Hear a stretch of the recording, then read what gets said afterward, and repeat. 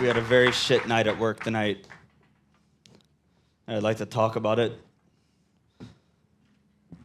You sit here smug, but at least you listen. It was shitty because we had a hectic service, and I'm coming off the pass, and I've got this fucking stagiaire, and he looks at me, and he's been with us for a couple of weeks. He came from a tech company. He's a career changer, and he says, why did you do this? Why did you want to cook?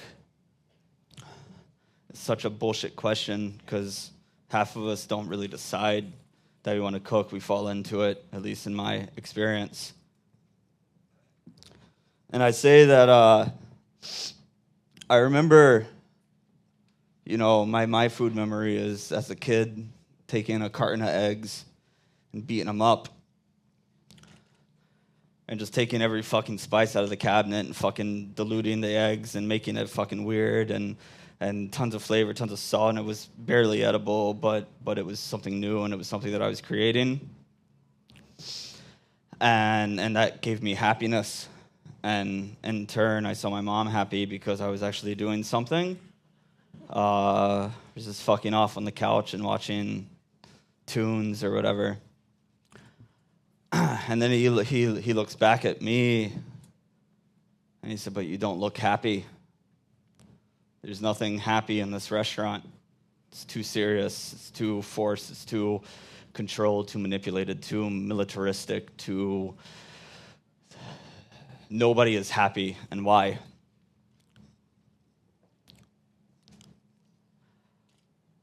I step out in the dining room, and I look around at our guests, and I had some sort of epiphany.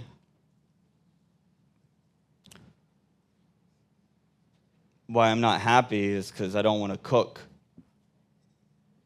for the people that we're cooking for. There seems no pleasure. There seems a lot of elitism and the privilege of dining these days, and I've totally lost track of why I got into it in the first place.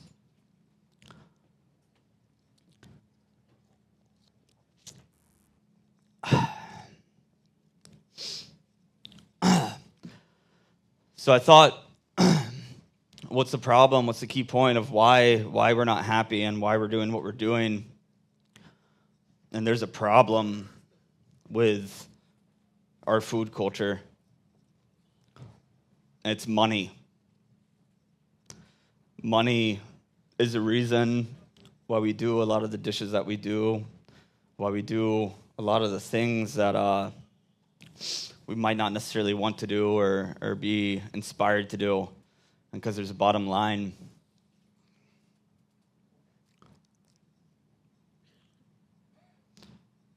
Yeah. We have to make money. We have to live. I know. You got to be fed and fucking clothed. But what if there was no money? And what if we could remove that from the equation of our food system?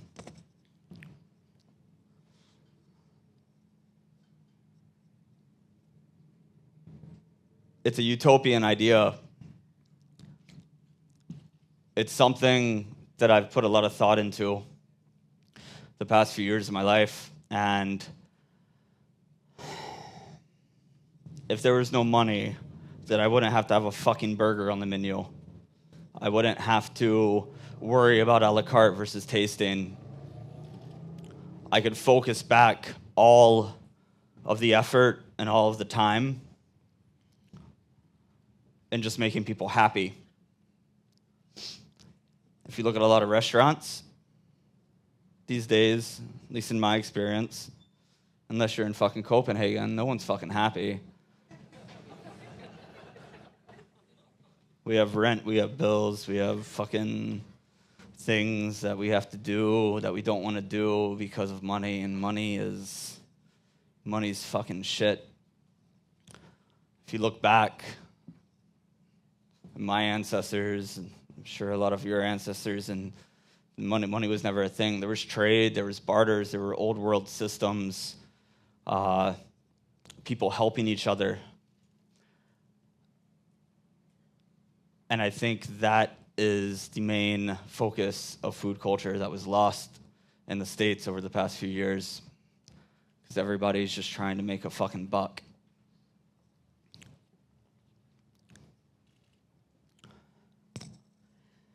So I had this idea. Why not open a restaurant that doesn't take money? Just 86 it. Take that out of the equation in general. There's no money, there's no trade, there's no nothing that's expected. Because the restaurant that I make money in has turned me into a fucking cynic. I spend more time focusing on the management, the punishment, putting cooks in fucking timeout in a corner for being late for work or whatever the fuck it is, and we forget about the diner that we want to serve. So what if we opened a free restaurant? Something no more than a shack on a beach.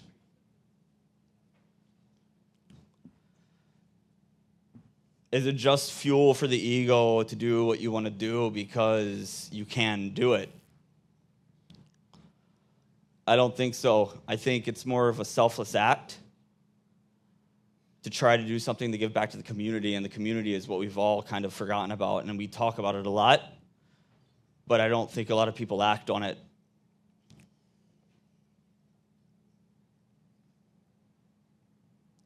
Of course it's going to fail. Failure is the easy part. Everything fails. It's about how you bounce back from it. It's about what you do with it. I think there's a balance between, if you want to do something back for the community and you want to be able to feed people that can't necessarily afford the experience that you want to provide, you can maybe take a step back from your current position and do something in an extracurricular sense. And that's what I want to do. I want to open a free restaurant. I want to focus back on food systems that go way back into a barter system, back in the old world where we trade, we work, we farm, it's fucking utopian. I know, it's a fucking crazy idea, and it wouldn't work.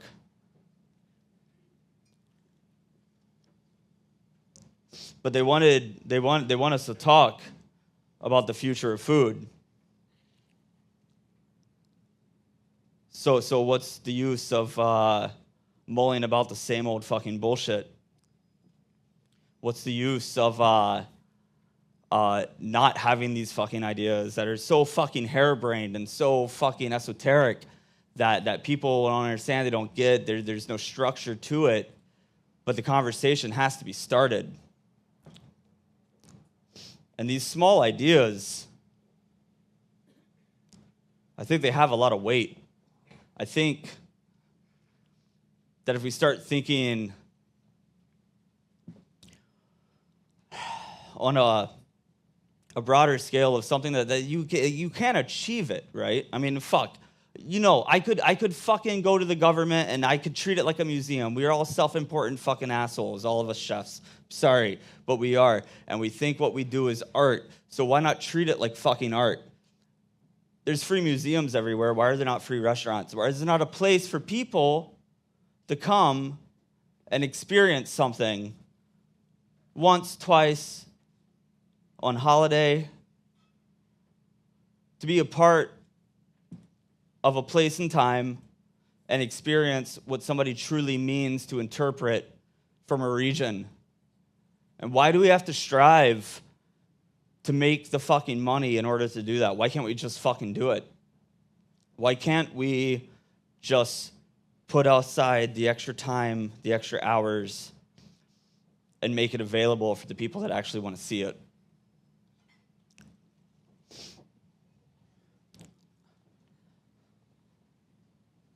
I know the whole idea is vague, and I know that a lot of people, probably even at this point, won't understand what the fuck we're talking about. You don't understand what we're talking about. But if there's a seed that can be planted for people that might be more apt to do it, that might be willing to expand on the concept, then it's worth talking about. It's worth the idea. It's worth the effort. It's worth the time. And God damn it, I'll be happy at the end of it. Cheers.